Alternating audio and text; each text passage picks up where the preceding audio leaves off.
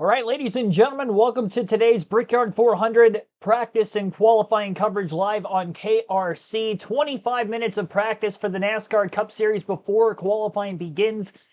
Each of these teams would have had up to 50 minutes of practice for yesterday afternoon, but instead, looks like their practice session is going to be today because yesterday was a washout. Now, the Xfinity Series did get their full practice session in yesterday of 50 minutes, and their qualifying session actually just wrapped up for when they will take the green later on this afternoon. Clear skies right now in the Speedway, Indiana / Indianapolis, Indiana area, and that is good to see. Sun is shining. Mostly overcast skies yesterday, even during the Xfinity Series practice session. First time we are getting to see Cup cars on the track. And this could be huge for a lot of those smaller teams that need a little bit more of a notebook, especially with this being a newer track to the next-gen side of things. First 2 years of the next-gen, we ended up running the road course configuration. Last year was the only next-gen Indianapolis Motor Speedway oval race.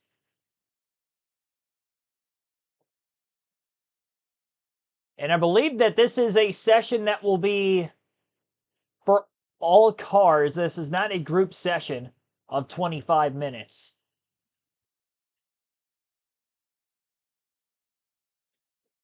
Trying to pull up the raw feed on NASCAR.com right now, and they don't have anything at the moment. There we go. Just click random stuff and eventually it'll pop open, I guess.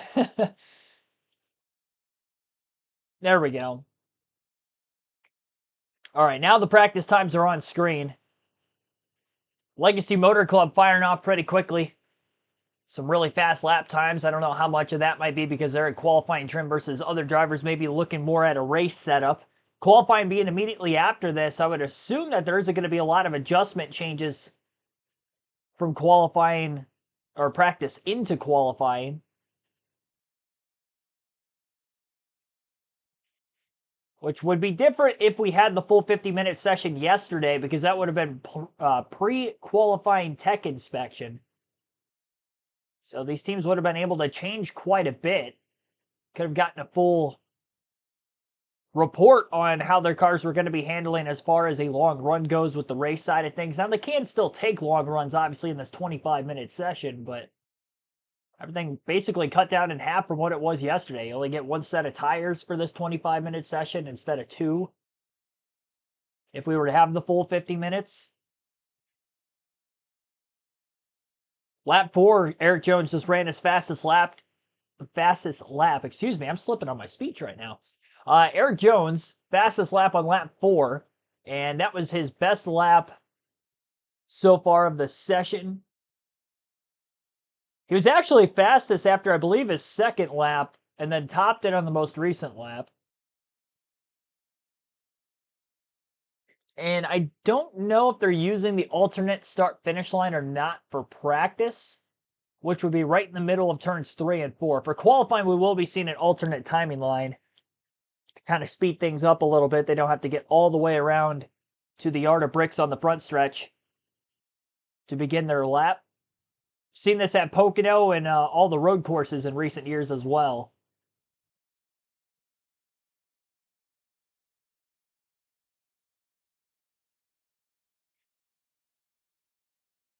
Ford seem to be struggling right now. They struggled at Dover last week on a 1 mile shorter oval. Kind of a short track / intermediate track hybrid, if you will. Really all the way across the board, they didn't have anybody up in the top 10 for most of the race. I believe Ryan Blaney was their top finisher in 7. And if we look at the Fords so far, the best one in practice is 8th, and that would be Zane Smith. Austin Cindric in 10th is the only other Ford in the top 10. Top 3 are all Toyotas, and then a bunch of Chevys right now, 4th through 7th. Brad Keselowski jumping up to 10th. He's now the fastest Ford as Smith and Cindric have fallen out of the top 10. William Byron just completed his first lap. Or his best lap, which would have been lap 7. So there wasn't really any tire fall off in last year's Brickyard 400. I would expect that to probably be the same this year as well, which is going to make qualifying very important later on today. Bottom of the hour, they'll be starting that up. And Byron just topped his best lap again on lap 8. So the fact that he's getting quicker 7, 8 laps into the run, we usually don't see this. You only get 1 lap for qualifying, so if you make a mistake, it's pretty much going to do it.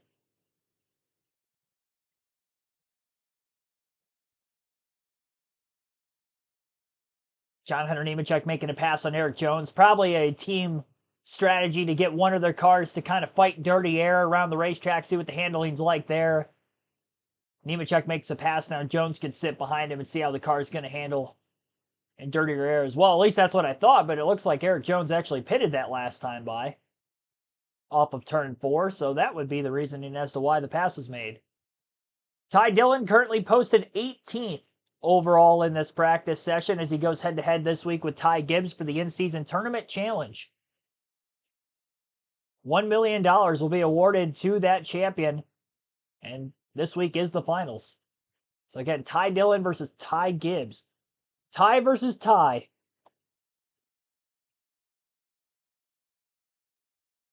Tim Fowler, Bam Hall, Wade, Jeffrey Giordano, Doodlebug 5, thanks for tuning in. Just over 70 people already in the chat. Greatly appreciate everybody tuning in here. Getting very early into this session. I'll let you listen into the TNT broadcast booth for a little bit. Of course, on the call, Adam Alexander, Steve Letarte, and Dale Earnhardt Jr. A lot of you didn't know. It's a battle of the ties for $1 million in the in-season challenge. The aforementioned Ty Dillon facing off with a 54 of Ty Gibbs. Both looking for their first career victory at NASCAR's top level. But a nice consolation prize would be winning the $1 million and taking it home in a bracket. The traffic stacked up behind Ty as we're on board right here. This is the short chute heading into turn 2. You can always tell that the suite's right there on the right corner, a little concrete patch. Now down this back straight 101. Look at his lap times. Already a second off of a second of fall off already. So there's a good fall off at this racetrack.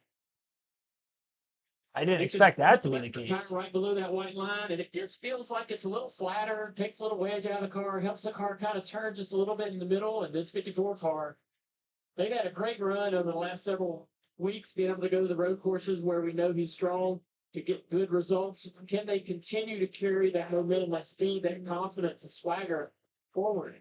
Danielle. Yeah, now Ty Gibbs going up against Tyler Reddick in the here. Ty finished 23rd. Ty Dillon. She had the wrong tie. Good enough. Reddick is so strong. He won the pole here last year, led the most laps, and finished second. Ty Gibbs is going to have to put on one of his best performances in his young Cup career, I think, if he wants that $1 million.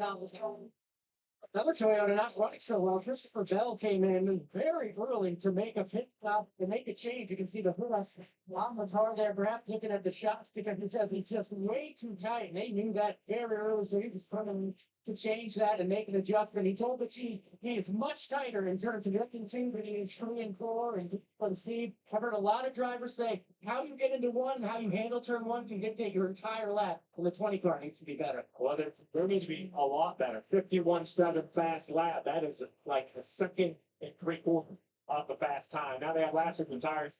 The potential's not there to go out and run it again, but as bad as the 20 could dream of being, maybe a few tenths of a second off. When you get over a second off, that's a little bit of pain with saying. I haven't heard from the team about the balance, and there's nothing that you could do about how each turn's going to drive from, compared to the other. So turn 1 will be the tightest corner. It always will be. You'll lose rear grip off of that corner, but the entrance and getting through the center of the corner is just not going to turn. And each corner angle down gets freer in balance, and you sort of have to find this good, mix of good and bad, and putting up with some things that maybe you don't love about your car, and add in the fall off, the lack of grip, how things get slick. You're going to have your hands full trying just to put together good laps. You're going to try to go out there and get a little bit more in throttle, get a little bit more on floor exit to run down the back straightaway, and maybe push a little out off of 2, and make those kind of mistakes that are going to hurt the lap time. 11 laps complete for William Byron practice. He's full.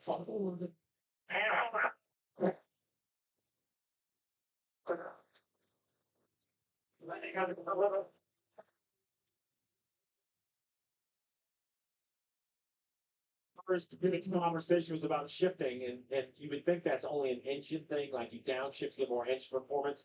But the more I understand that downshift generates some energy in that rear tire and actually changes the balance of the car. So I think that shifting information is, hey, there's not a consistent trend. I'm seeing both. So William knows that means he probably could try. See if it helps not only his lap time, but maybe his balance, Alan. Yeah, and you heard it. He doesn't love the car right now, but instead of coming in for an immediate change, he wants to run longer and see what the car does all that long run. He says the splitter's starting to hit on the straightaway again too, so they're learning as much as they can about the 24 run. Maybe they can adjust it. You might not like it, but as fast as it is, you just keep on running. I'm gonna tell you this: I have him as the second or third best car on the track on this long run. Look at our leaderboard. 7 different organizations inside the top 10. You see the 24 on track.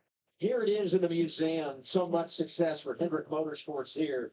And the museum is a can't miss if you come to the Indianapolis Motor Speedway. Thank goodness back to school is up.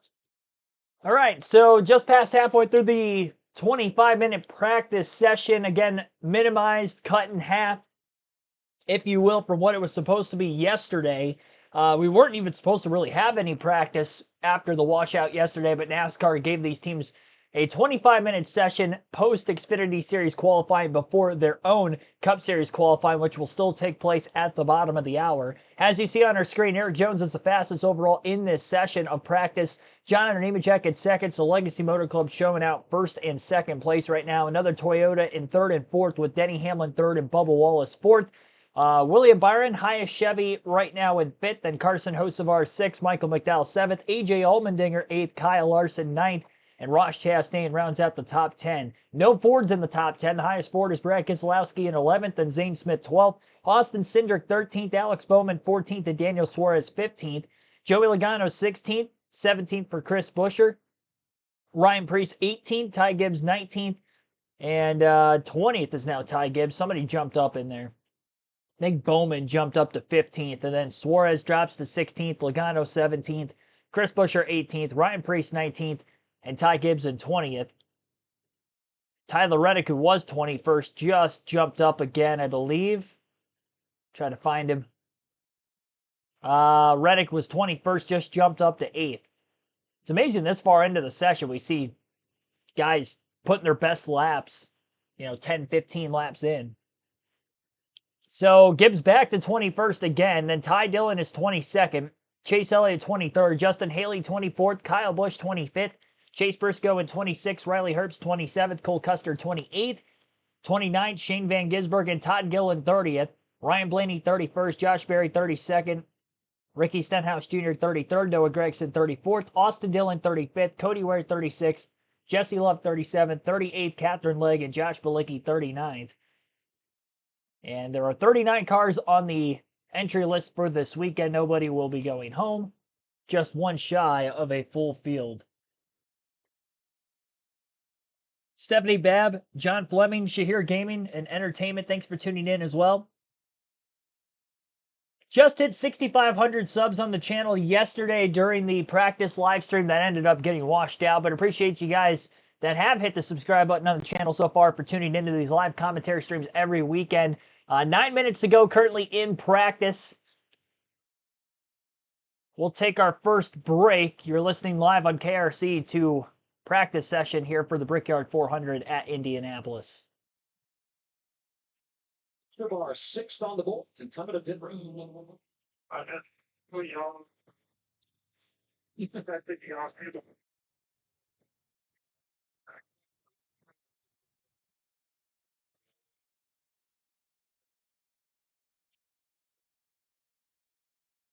Just talking about just being too loose, more likely off of turn 2, on corner exits probably, but mostly down in 3 and 4 on that end of the racetrack. It's probably the freer corners, and you want to be almost, full confidence, full throttle through turn 4. If you're loose there, Or all the way down the front straightaway, right on board with 45. Xfinity Mobile, Tyler Reddick. How about his box score from last year? Qualifies on the pole, great in the stages. Ends up finishing second. 23-11, 2 cars in the top 8 right now. Bubba jumped up to You have room to give up hard into one. Give up hard so you can drive it straighter. Just turn in a little straighter. But they're just looking at data, SAP data from other drivers, other teams, whether he needs to maybe shallow up the entry. If you hear him hesitant to throttle there, turn down in the corner, you go to the outside. Nope, it's a little tight. Well, I'm going to make the corner. Breathe throttle a little bit. Make the adjustment. Al, let's go on the 45.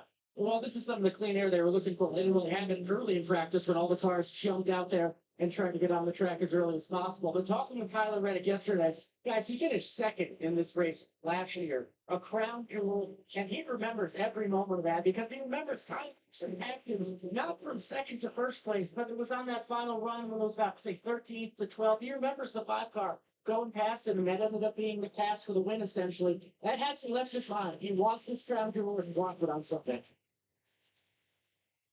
New man, top of the board. That would be Austin Dillon in the 3. We mentioned off the top, you get a couple of sets of tires. I think we're starting to see now maybe teams playing some games and changing things up a little bit. Well, that was only 1 lap, so it tells me that maybe that's even a qualifying run for the 3. Probably. Guys are going to put tires on and go run multiple laps. Larson has now jumped to 4th on his 13th lap. I don't think these tires are going to refire quite that well. Stenhouse up to 7th. Reddick, though, jumped up to 11th, but is now run a 2nd and a 3rd lap, which tells me he's on race rating. 25 minutes of practice is not abnormal. That's what we do most weeks on an oval. You get 2 groups, 25 minutes. But because you came here thinking you're going to get 50 minutes, and qualifying is right after that, what does all of that do maybe to change your mindset in this session, if anything at all? Well, I think you have to go back to a standard weekend. I think teams came with a more extended plan. Though they have 3 sets of tires at 50 minutes yesterday. Maybe even verifying some of their tools. Sometimes it isn't even about practice for Indianapolis. You go out there and say, hey, try A, B, and C and see if the tool says it's correct. Now it's all about Indy, 25 minutes, and you saw the fans on the front. The other thing is if you qualify early, if you're one of the first 10 or 8, 10, maybe 15 cars to go, I would quit practice early and try to pull this car down. Larson now goes to the top of the board, a little bit of a toe here. And I think he's in race trim because he's run multiple laps. So the draft is good until it's negative, right? It's good when you helping you down the straightaway, but then it hurts you if you get dirty air on the corner. You got to get down the way of the 5 right there. We'll see what the 5 does is keep chasing. Can't tell the car in front right there on 3. Larson to the top, but he and Austin Dillon actually ran the exact same lap time. Maybe a prelude to things to come in qualifying. 1 minute to go. Well, Dillon and Larson were tied for the top time. Zane Smith now just bolstered his way up to the top of the speed charts, followed by Brad Keselowski. So there you go. A lot of leaderboard changes up at the top of the pylon. 181.305 mile per hour average on the 12th lap for Brad Keselowski, which was his fastest, 49.640. Only 4 drivers have a sub 50-second lap time right now in practice, and a lot of that was on the second session. So apparently NASCAR did give these teams 2 sets of tires, which they would have had for the 50-minute practice session. So they already had them, even though this is only 25 minutes, they get 2 sets of tires. Changes on the leaderboard in this full practice session, because usually that wouldn't be the case. There were no Fords in the top 10 through the first tire stint, essentially. Keselowski and Smith were amongst the fastest Fords earlier, but they were around 11th and 12th. Now they're 1st and 2nd. Not sure how many of these teams have actually made a mock qualifying run. I would assume the 4 that have a sub 50-second lap time definitely made a mock qualifying run.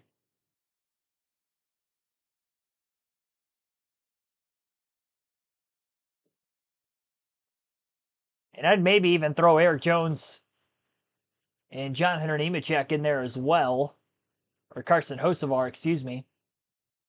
Because they're barely above that 50-second threshold. Nemechek to the top, 49.510.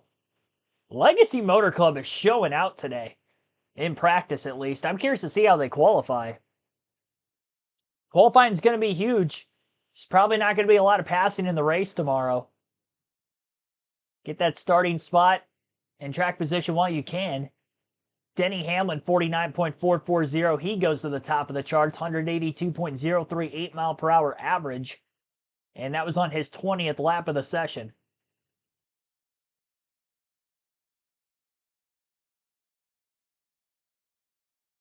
Hamlin's got one career pole at Indianapolis, and that was in 2012. He has never won the Brickyard 400. He is a best finish of third 3 different times. There are only 3 former Brickyard 400 winners in this race this weekend. Kyle Larson a season ago, Brad Keselowski in 2018, and Kyle Busch in 2015 and 2016.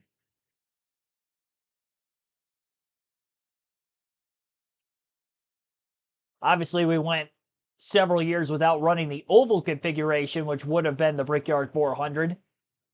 From the years 2021 through 2023, we ran the road course, where Michael McDowell was able to get a road course win, AJ Allmendinger as well. Back in 2021, Tyler Reddick had the other. But as far as the oval configuration goes, only 3 of them. It goes to show how many guys have been full-time in the Cup Series, really, since the late 2010s to now, and have been winning races for that long, because it really isn't many. 2 of those names on that list don't win as often anymore, like a Brad Keselowski or Kyle Busch. Larson, of course, does.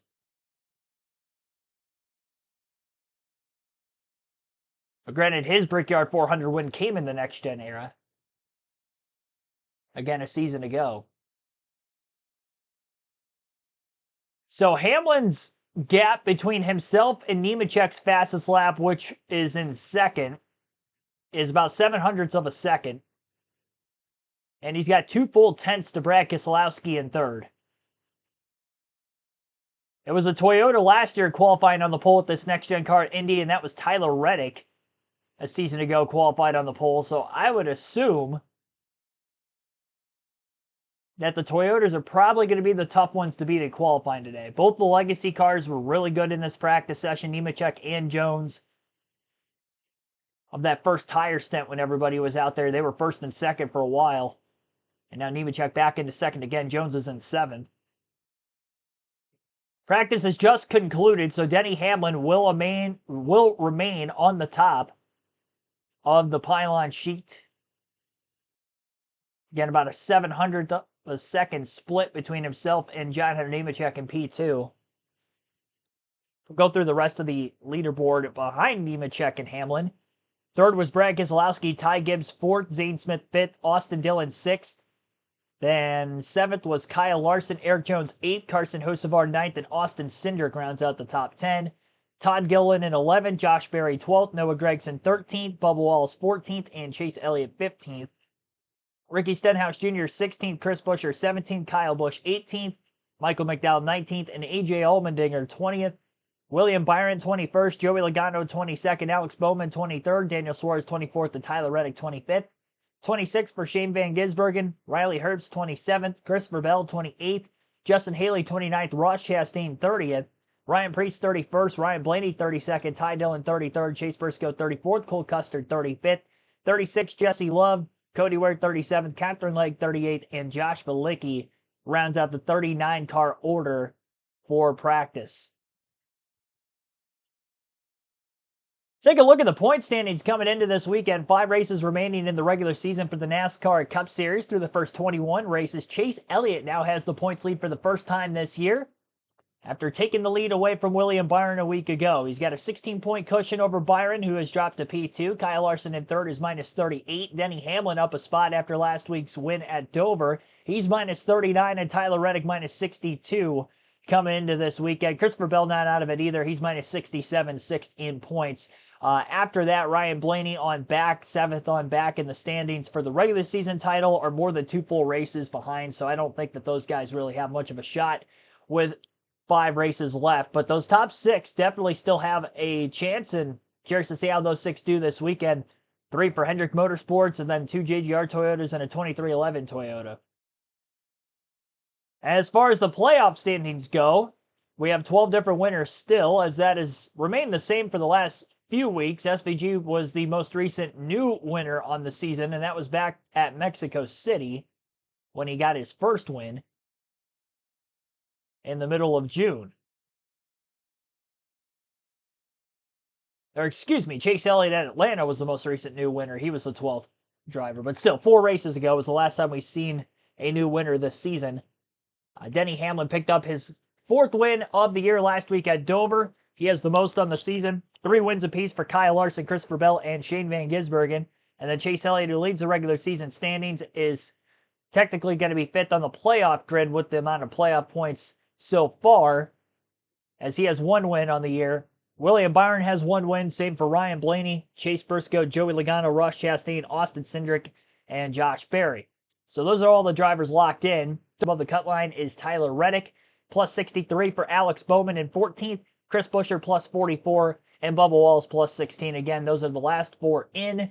And mathematically, we still could have more than 16 different winners, but we'd have to have a new winner for the remainder of this regular season, the final 5 weeks, for that to be the case. Ryan Preece is the first driver outside the cut line, minus 16 points. Kyle Busch minus 39 after a couple good runs as of late. Ty Gibbs has been just on the hot streak. I know I mention it week in and week out, but he really has been.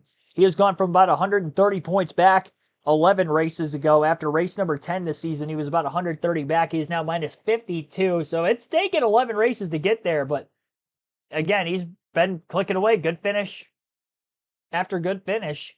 And he was 4th in practice earlier today.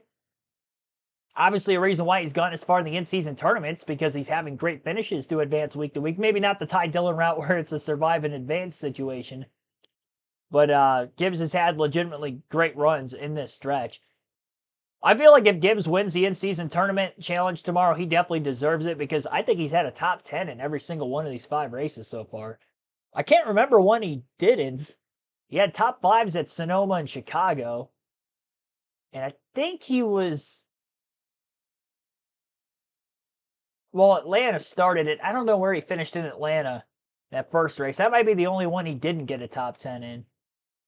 But yeah, he's pretty close. Outside of Gibbs, though, minus 77 for Michael McDowell. That's where it gets, I think, a little bit too far, considering the equipment that those drivers are in compared to those that are above the cut line still. I would probably say McDowell on back in a must-win situation. But Preece, Busch, Gibbs, they could definitely still point their way in, and they've got good tracks for them coming up. So if you're just tuning in for the first time, again, Denny Hamlin, fastest in practice. That is just wrapped up. Qualifying is going to begin here in about 10 to 15 minutes or so. So we're going to do a NASCAR Sporkle trivia quiz, to bypass the time between practice and qualifying, as they'll have to push their cars to the front of pit road. So I'll try to find a quick quiz. Let's see, NASCAR Sporkle. I'll try to keep this Indianapolis Motor Speedway related.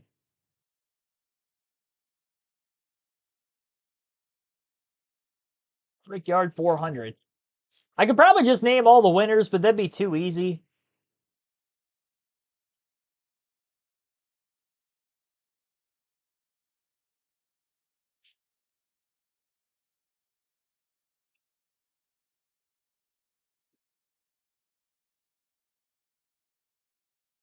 We can do poll/race winners.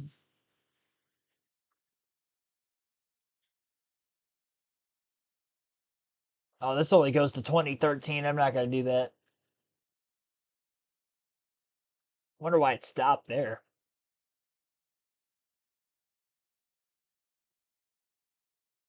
Starting lineup, top 10s. See, that's too long of a quiz. I think I'm going to save that one for tomorrow. I'll save that one for tomorrow.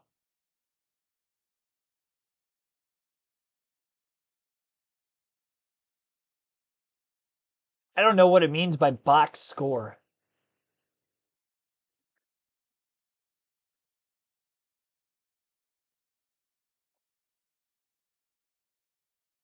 Every driver who started the race?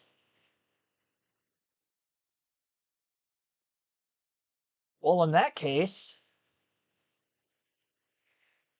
We'll do the first one ever.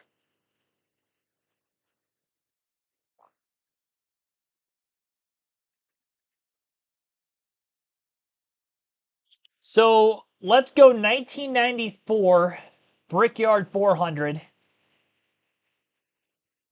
This would have been the inaugural race. And it gives us the car number and sponsor for each of these drivers. And we'll see how many we can get. Now, I was born in 1999, for those of you that don't know, so I'm definitely going to need some help here in the chat. And we'll see if we can get a perfect score and try to name all 43 starters of the inaugural Brickyard 400. We've got 10 minutes to do it. Jeff Gordon was the winner of that race, so I'll put him. Rick Bass was on the pole for that race, I do believe. Pennzoil number 30 is Michael Waltrip. And Daryl's going to be on here with the Western Auto Chevrolet. Obviously, Dale Sr. is going to be on here. Number 3, Goodwrench. Miller Genuine Draft is Rusty Wallace. And we're going to get Kenny and Mike Wallace, who were in the race as well. Actually, Mike Wallace was a DNQ. I don't know why it showed that.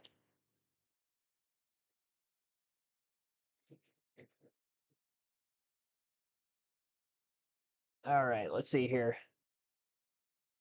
21 at that time. Was that Morgan Shepherd driving for the Wood Brothers at that time? Yes, it was.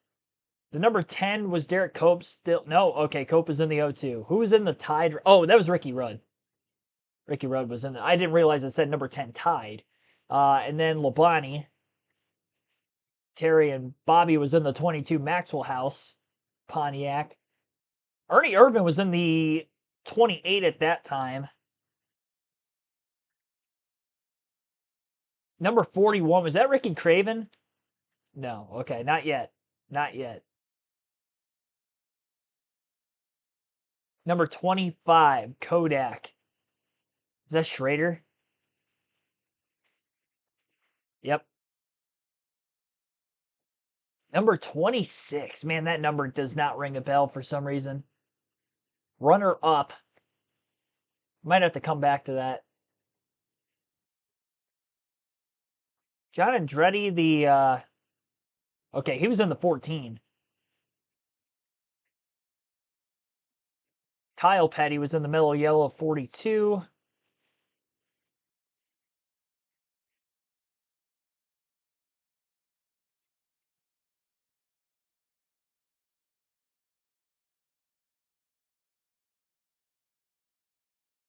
No, hang on. That's not who I was thinking of. Ted Musgrave was in the 16. Family Channel Ford.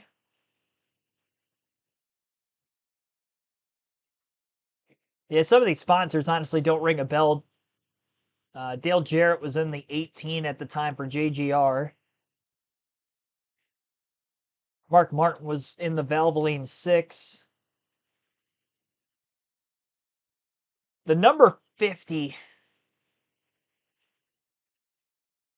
See, Bonnet passed away earlier that year, so it wouldn't have been him. Yeah, he passed away during Speed Week at Daytona that season. Sterling Marlin's going to be on here somewhere then. Kodak number 4. Oh, Quality Care number 15. See, I think of the Quality Care Ford, and I think of Dale Jarrett, but that was the 88, and that was later on in the 90s. I need some help in the chat.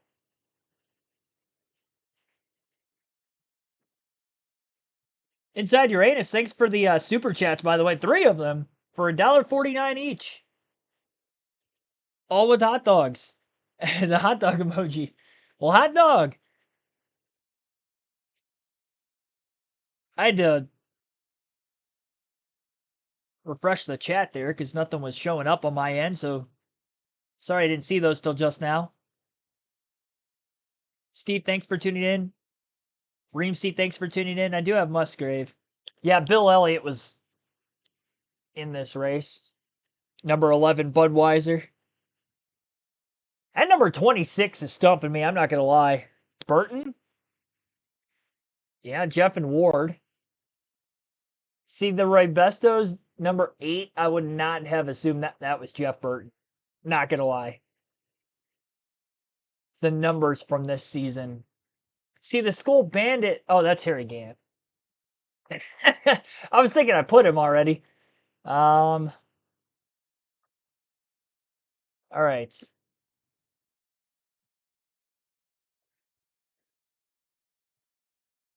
Steve Park running at this time? No. Skinner? No, not yet. Hornaday probably wasn't either. Okay, nope. Hornaday DNQ'd. Okay. Bodine. That knocked 3 of them off the list there. Jeff, Todd, and Brett. Brett Bodine was runner-up in the inaugural Brickyard 400. I would not have guessed that, honestly. And he was in the 26. Who drove the STP 43 car after Richard Petty? Allison's not going to be on here. No, it's not Richard Petty. Petty retired in 92. This is bothering me. Not going to lie.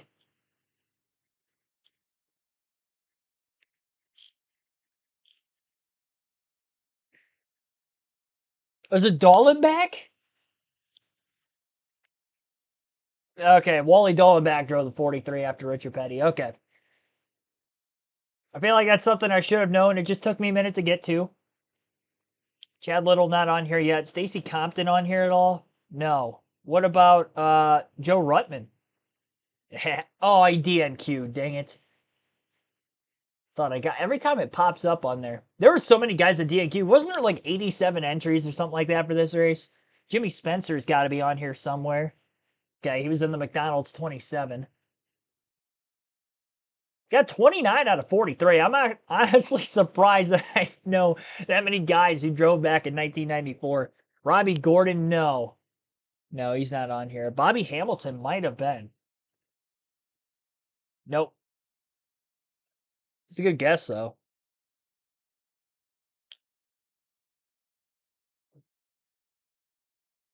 Man, we're only down to 3 minutes left already.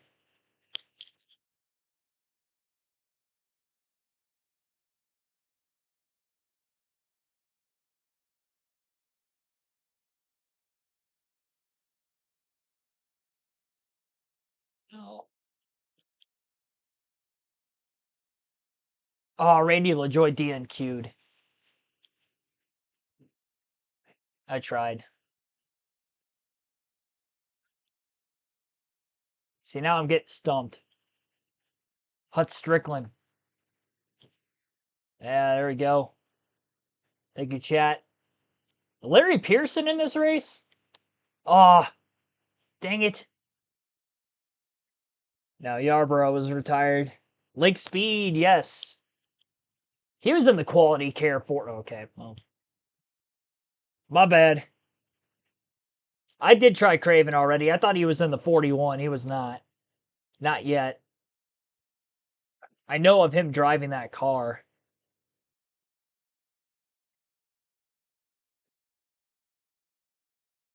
Mid-90s NASCAR. Who was in the 99? I tried Chad Little, but he would have drove the 97 later on anyway. Oh, gosh.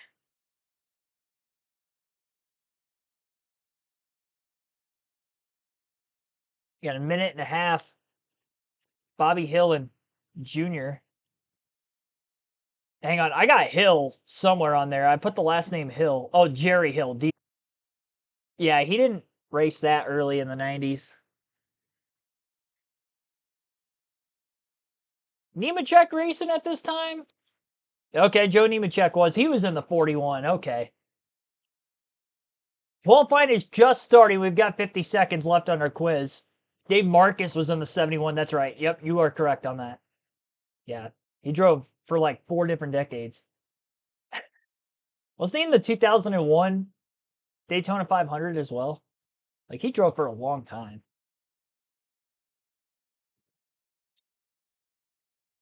Yeah, 30 seconds left. There's still 9 drivers I'm missing from the inaugural Brickyard 400 list. Is there a guy with the last name Davis? Oh, Jeff Davis.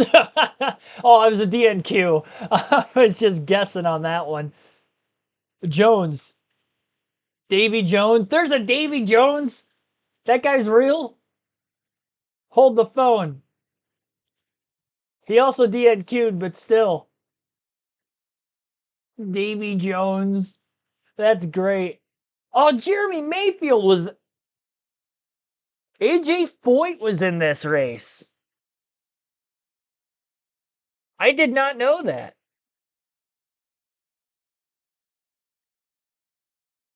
Chad, how many of you...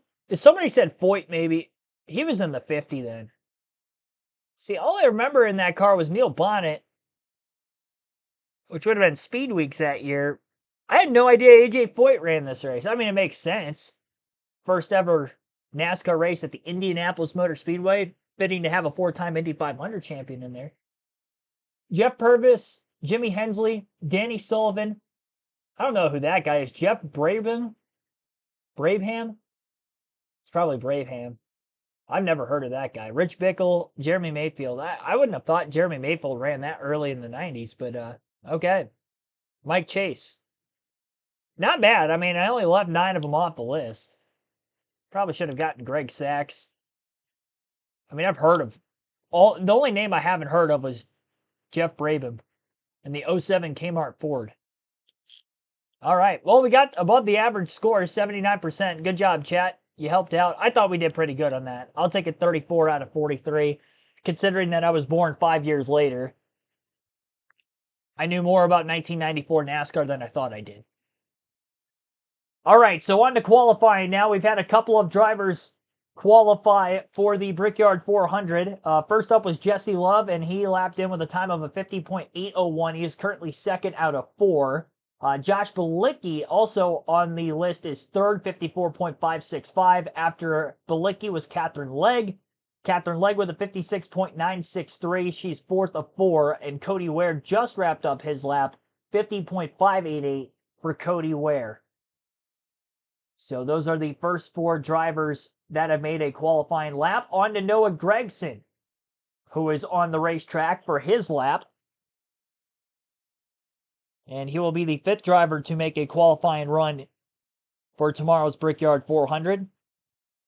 Gregson finished 9th last season in his only Brickyard 400 career start. Not too shabby. 100% rate that he has finished inside the top 10 on.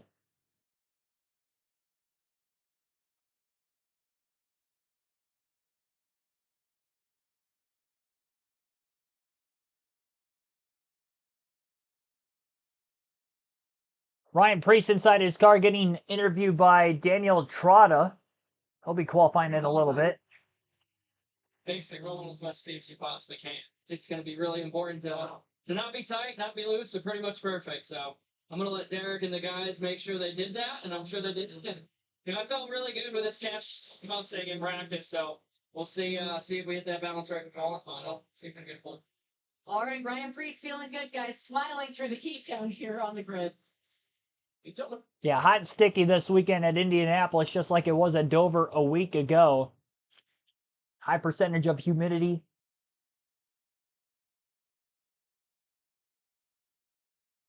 So Gregson does go to the top of the speed charts as the 5th driver to make a qualifying lap. 49.894 was his lap time. Carson Hocevar just wrapping up his qualifying lap. Now he will jump to the top. 49.495 for Hocevar. Hocevar was top 10 in practice.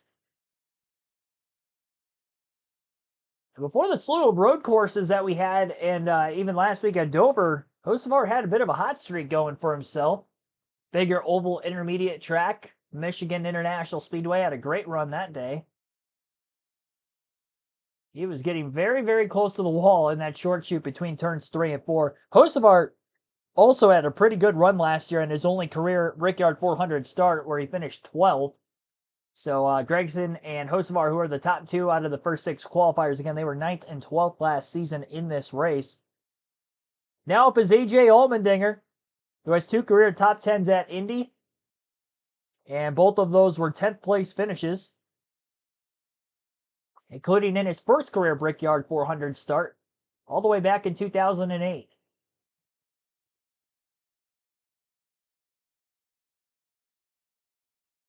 Allmendinger second by 4/1000ths of a second. That's all he was off of Hocevar's lap time, 49.499 for AJ.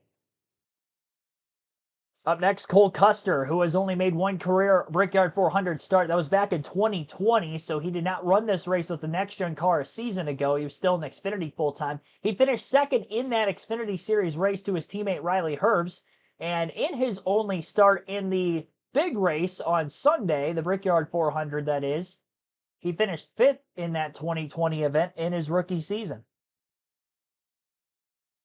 So he's 1 for 1 with a top 5 run here at Indy in Cup, and he's had some pretty good success for Xfinity as far as his qualifying lap goes for the Cup side today, 50.088 for him. Shane Van Gisbergen on track, and meanwhile, Joey Logano getting interviewed on pit road. Trying to figure out the grip level. You better go off into turn 3 to get kind of an idea of what your grip's going to be like, but you're still not completely up to speed and, how important 2 and 4 is for overall lap time. If you overrun 2 and 4, make a mistake there, it really costs you a lot. So, it's a really fine line of, getting it all and going for a pole, which is qualifying here super important, but you push just a little bit too hard, the risk is really big.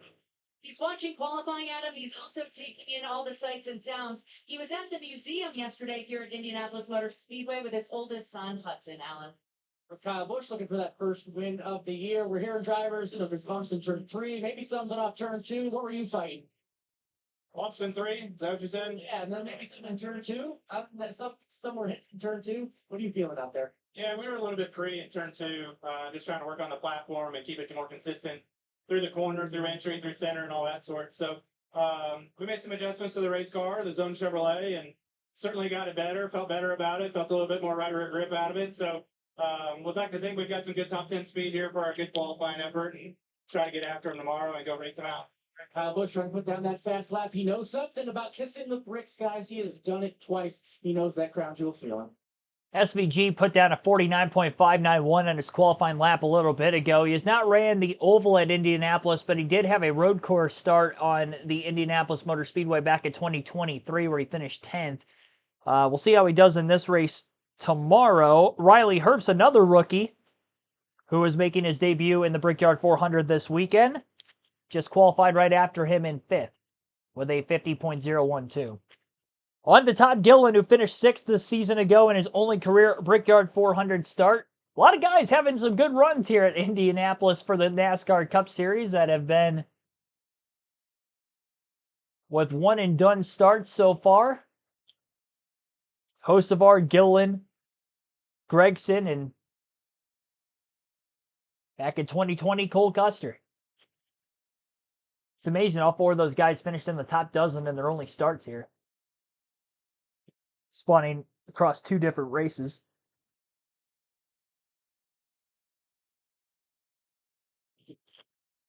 $49.941. He's been struggling in qualifying, not only this year, but last year as well. Get up to speed lap for Daniel Suarez as he is currently midway down the backstretch. 2 career top 10s at Indy for Suarez. 7th in 2017 is his best. He finished 8th a season ago in last year's race. First turn now. Let's turn 4 to turn 1. Down here past the start finish line, the original start finish line. So just a really challenging thing to do for these drivers. Just flipping where the start finish line is kind of changes how you approach the lap entirely. Suarez finishes his lap in 8th. Here comes the 3rd driver from Trackhouse. But just a second ago, was Chastain the one. So he's going to exit turn 3 right here. And this will be the start finish. Boom. Start. That is the lap starting. So this is the outstance now. Normally you would get a run through turn 4 without being on the clock, but he's on it here. Yeah, but you probably don't have much of a balance. That gets you up to turn 4. Now you're going down into turn 1. This will be a tight turn. Car's going to have a ton of grip. You're going to go through there. Now, this next corner, you can push it a little harder. How hard can you push it? You get a little bit more. Turn in's very important there. He misses it. Missed the ball. You try to get too much. Flying it off into turn 2 there. I'm telling you, psychologically, but that's with me utilizing an alt-start finish. It is. It's tough for the drivers because they have to think about how, it's going to feel so good in 4, and it's going to trick you into asking the car to do too much at the other end of the racetrack. We're seeing that already with you guys. Yeah. Our defending Brickyard 400 pole sitter, Tyler Reddick, finished second in this race 1 year ago. Tyler, watching what it's going to take again this year to put up a repeat performance, what are your thoughts? Yeah, it's for sure. It was really nice to be able to get that done last year. Yeah, it's easy to make mistakes around here in Indy. With the wind, how tight the cars seem to be, in turn 1 and turn 3. So we're hopeful that we make good adjustments for Xfinity Mobile 20 Camry. We're just finding tight real bad. Not really able to put any kind of good pace up there on the racetrack. So it's going to be a bit of a question mark, certainly. Well, 3.5 here. With a big swing at it. So hopefully the car is able to do what it needs to get us pole number 2. Looking for pole number 2 and win number 1 on the season, guys. All right, that was Tyler Reddick you just heard from, last year's pole sitter here at Indianapolis Motor Speedway. Eric Jones is making his qualifying lap. Before that, Ross Chastain wrapped up in 10th place with a 50.333 as he had a mishap in turn 2. Suarez, not a great lap just before him. 50.201 is 1 spot ahead in 9th. Eric Jones had a lot of speed in practice, was 6th overall. His teammate Jonathan Nemechek was 2nd overall, and Eric Jones is 1st overall in qualifying out of 15. 49.248, more than 0.2 of a second faster than Carson Hocevar, who was not that far behind Jones in practice. 182.749 mile per hour average, and that lap by Jones is the fastest lap turned so far today. Denny Hamlin's fast lap in practice was a 49.440.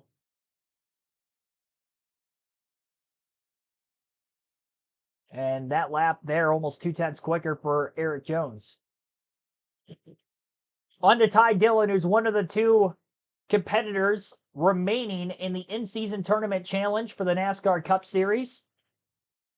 Finishes up his qualifying lap in 9th, 50.051. Quick stats for Ross Chastain, his best finish here, 15th in 2024. Josh Berry finished 35th in his only Indy start last season. He is currently 5th on the qualifying sheet with a 49.830. And then Ty Dillon's best finish at Indy was 13th in 2019. Eric Jones, runner-up in 2018.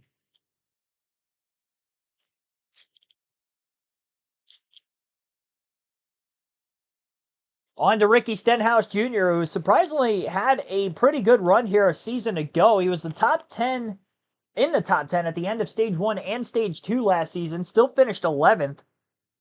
So he was pretty much at or near the top 10 most of last season's race. And slumping a bit in recent weeks, really ever since the Hocevar incidents in the early going of the summer. Stenhouse kind of free-falled in the points just a bit. He's 24th in the standings coming into this weekend. Running in the top 16 in points for a large portion of those first dozen races or so. Stenhouse qualifies 12th with a 50.310. And on to the sophomore driver, Zane Smith. First full-time season at Front Row Motorsports.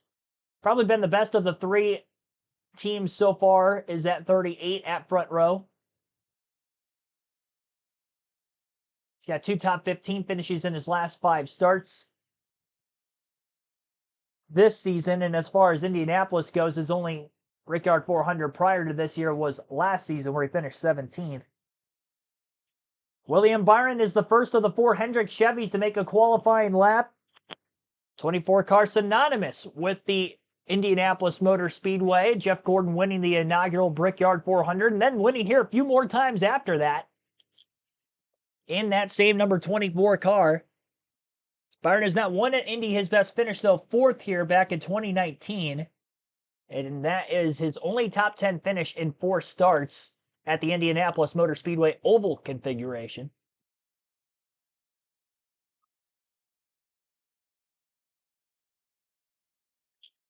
Byron works himself out of turn 3 into the short chute.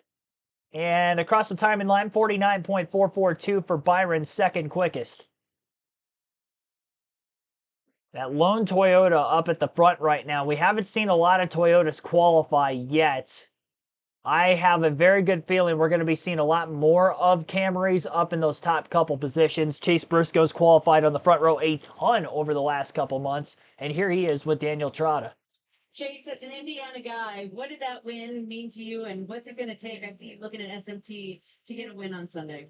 Yeah, that win in 2020 definitely, I mean, it meant the world to me, right? I come here as a kid, time and time again, just dreaming to be on the other side of the fence, to be able to actually win here. It was unbelievable. The hard part was it's during COVID, so none of my family or friends or fans were here. So now my family was literally 10, 15 minutes down the road at my cousin's house watching. So hopefully, I can win it again and do it with all in here. No better place to do than the Brickyard 400. So yeah, definitely see what we got with our Bass Pro Shops Toyota. This is it's been a good last couple of 5-6 weeks for us, so hopefully we can have another this weekend.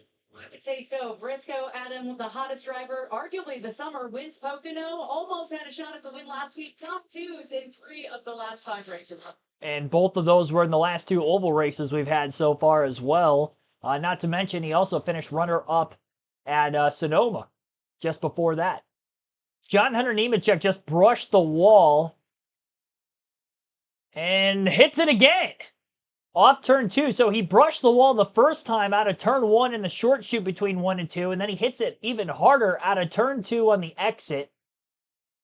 He was second fastest in practice. His teammate is first in qualifying. You'd imagine he would have had something to go for the pole, but after not 1 but 2 knocks against the fence, Nemechek is going to be at the tail end of the leaderboard.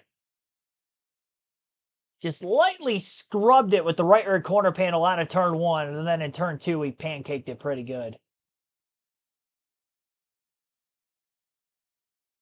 I believe he's last. No, somehow he out-qualified Josh Balicki and Catherine Legg. Not sure what happened to those two to have such a slow time, but 50.989 is where Nemechek timed in. 1.7 seconds off the pole time after getting against the wall twice. And there might be quite a bit of damage on that right rear. I almost wonder if he might have had a toe link break. Well, he probably didn't, because I don't think he would have been able to make the speed that he had in turn 3 had the toe link been broken, but I'll have to monitor if he might have to go to a backup car or not. Obviously, high rated speeds here at Indy. It was pretty significant contact. Luckily for him, it wasn't the race, and it was just qualifying. Get the quick fix, get ready to go again tomorrow. Ryan Preece, who's the first driver below the cutoff line on points, just timed in with an 11th place run, 49.979 for Preece. Quick statistics here for Ryan Preece. This is my favorite stat of the weekend just because it's so obscure and off the wall. But this weekend will be the 4th career Brickyard 400 start for Ryan Preece. This is the 4th different card number he's ran in the Brickyard 400 at Indianapolis. JTG Doherty Racing back in 2018, he was in the 47. 2019, he was in the 37 at JTG. 41 in 2024 last season. And then the 60 car this year. So unless he goes somewhere else before next season, I don't think he's going to be going 5 for 5. But I thought that was kind of a cool stat. Obviously, they had all those gap years where he could have been in the same car, 21, 22, 23, but was not because we ran the road course. Or he wasn't in the Cup Series full-time during a couple of those years as well. Austin Cindric just qualified 5th. He finished 7th in last year's race, and here's the 2018 Brickyard 400 winner now on the racetrack, Brad Keselowski. Brad led 35 laps in last season's race, ended up coming to pit road in the final 10 laps because of being short on gas before the finish. A lot of late race restarts in that one, trying to stretch the fuel window as far as he could. He's finished in the top 5 3 times in the last 5 races here at Indy. Gets very close to the wall up out of turn 1. Getting every bit of asphalt he can, and my goodness, he was even closer out of turn 2. He might have brushed the wall. It was so close. He's got that Takuma Sato line going for himself right now. Just get as close to that wall on exit of corner as possible.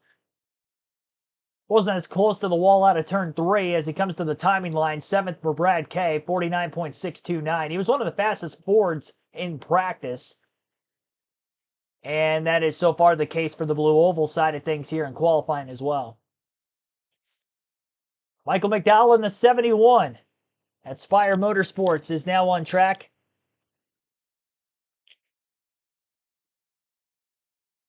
Won one of the road course races under the years that we did have the Indy road course on the schedule. That was back in 2023 when he had won. Any rain in the area? Not at the moment. We'll be able to get through qualifying at least. Chances of pop-up showers all weekend. They showed an aerial shot, or at least a more zoomed out shot of the replay, and Keselowski did get against the wall out of turn 2. So the fact that he still qualified 7th even after getting against the wall out of turn 2 was actually pretty impressive. And you wonder if he could have had a shot at the pole. Definitely, I would like to believe he would have had a better lap had that not happened, and could have at least gained a few more spots. On to Christopher Bell in the 20.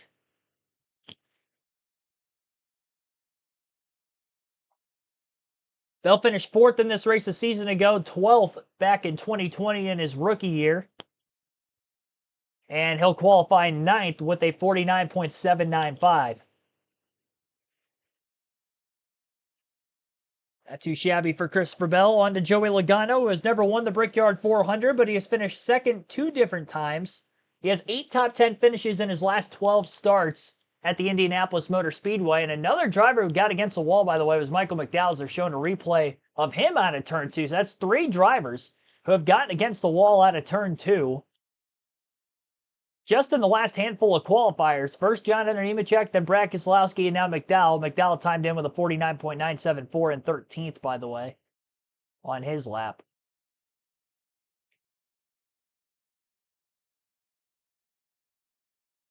One top 10 finish in the last 5 starts this season for Joey Logano.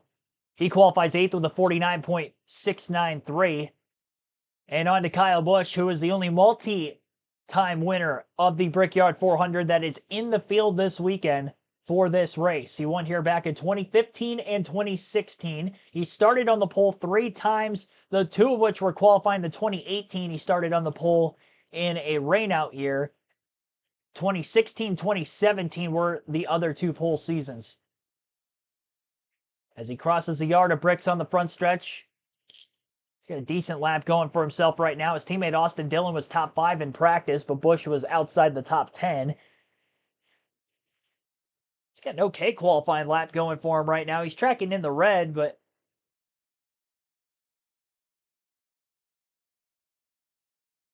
losing a bit of time on the back straightaway. Eric Jones still has the time to beat with a 49.248.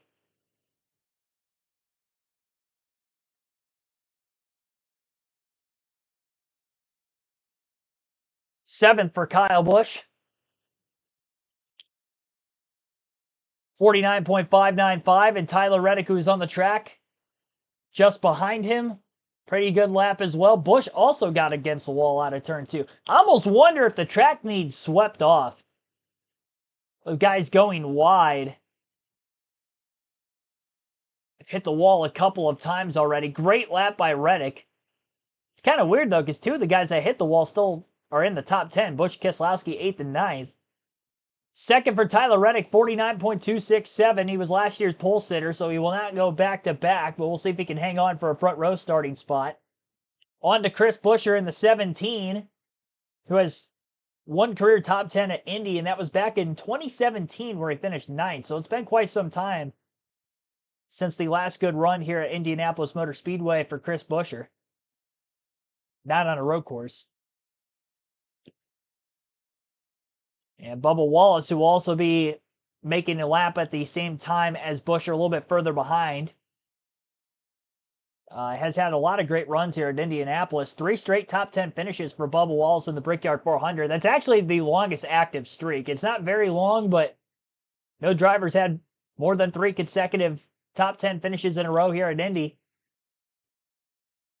Best finish for Bubba was third in 2019.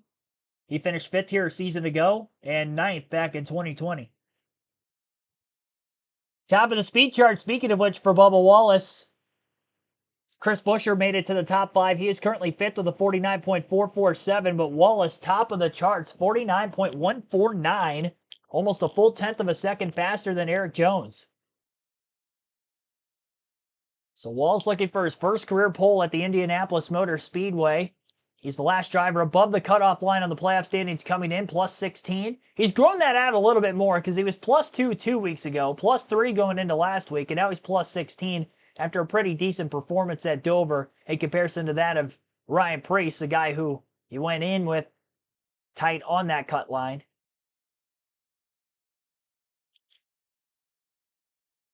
Next two drivers on to qualify, Ty Gibbs and Ryan Blaney. Gibbs last season in his only Brickyard 400 finished 23rd. Ryan Blaney last year finished 3rd. Blaney 3rd and 7th in 2 of his last 3 starts at the track. Ty Gibbs qualified 6th here last season. He was 4th in practice overall a little bit ago. So you'd imagine Gibbs might be a threat for the pole.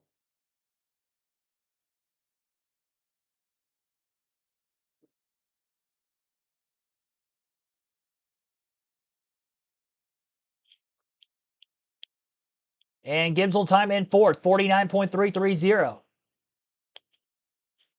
Pretty solid lap for him.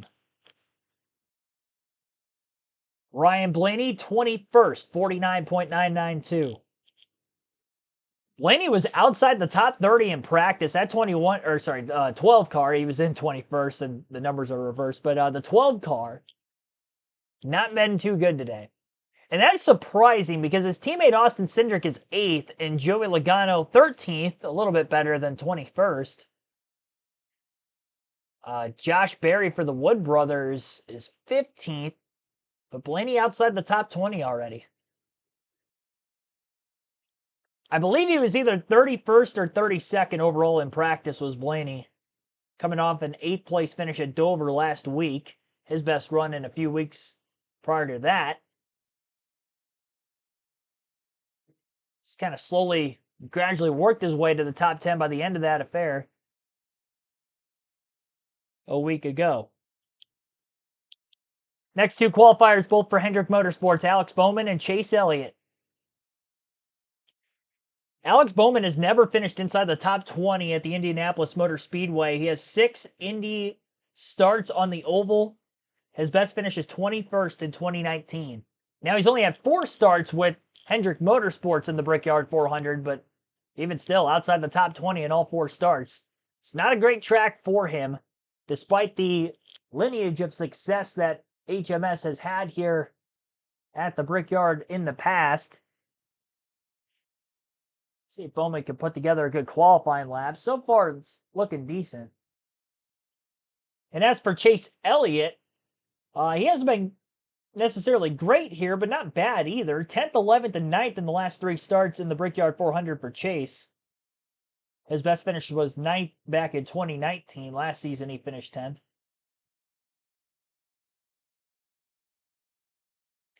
And I see guys in the chat poll right at the start of the stream. Asked you who your vote was to most likely qualify on the poll. 42% say Kyle Larson. He has not made his lap yet, but he is due up. Larson at 42%, 24% of you have Chase Elliott, 20% for Briscoe. Hamlin, who was fastest in practice, only 14% of the votes. Might be a bit of a popularity contest there. Might be why Larson's first and Hamlin's last, who knows, but we'll see who is going to be correct and who isn't on our chat poll. Well, Chase Elliott got very loose out of turn 2. I don't think he hit the wall like some of the others did. But he did a great job to keep from crashing out of turn 2 as far sideways as his car was.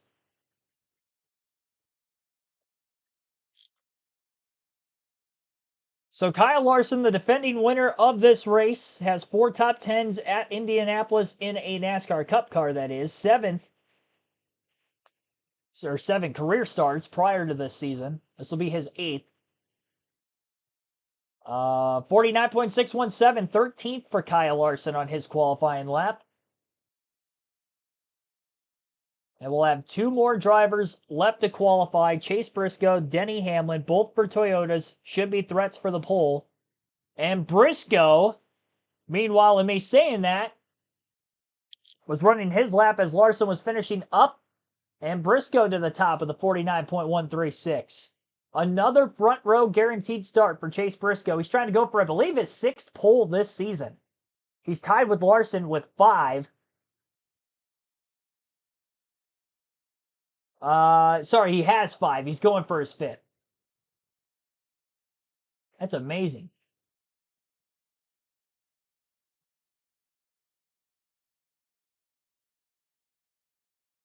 $49.136.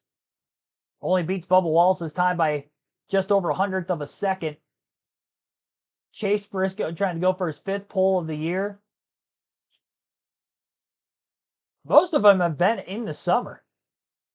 I think his first pole of the season was the Coke 600. So it's not just 5 poles on the year. It's 5 poles since, what, race 13? And this is race 21 or 22? Man, every other week at least. And if he's not on the pole, he seems to be in second. Final driver to go, though, is Denny Hamlin, who, as I mentioned in practice, has finished a best at Indy 3 times in the 3rd spot. He has 6 top 10s in his last 10 starts on the Indy Oval. Got very close to the wall up off of turn 1. He's going to have to be careful in turn 2 where other guys have gotten against the wall already. Trying to push hard. Hamlin has crashed off of turn 2, and he's going to hit massively against the inside retaining wall head on as well. Hard hit for Denny Hamlin on the back straightaway. That was vicious. We've seen so many guys come so close, if not tap that outside wall out of turn 2. In the process of trying to miss that outside wall, Hamlin's car breaks dead left and slams head on against the inside safer barrier. We don't see that in qualifying too often anymore. Man, oh man. Window net is down on the 11, but that was about as hard of a hit as you're going to see in qualifying. You haven't seen a qualifying crash look that violent with this next-gen car. I mean, that car did not slow down much.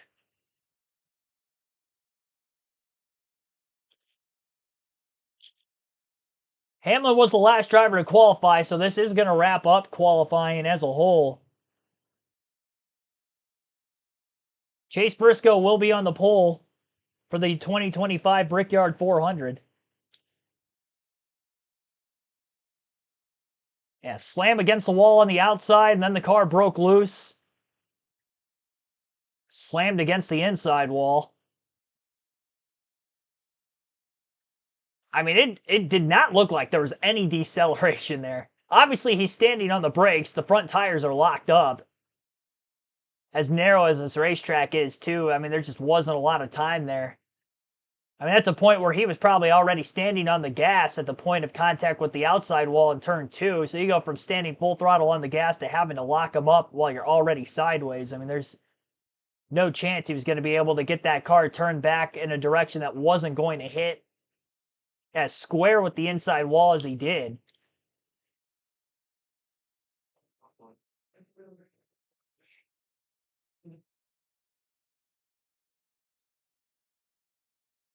Gonna rewind it a little bit on the broadcast so you can hear the replay. There's 2. We've seen so many cars have problems here, and he has seen that as well. Right? He's watched all of the cars go before him, and that back end started coming around. And once he had damaged the toe links with no control in the car into the inside wall.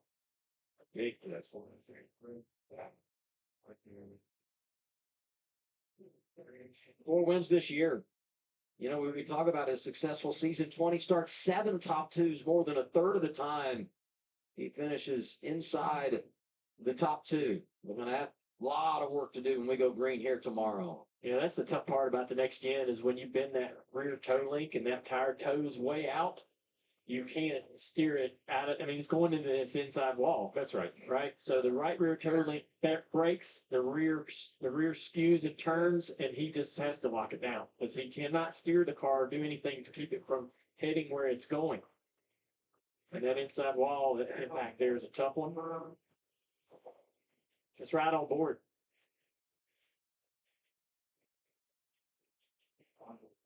No audio there.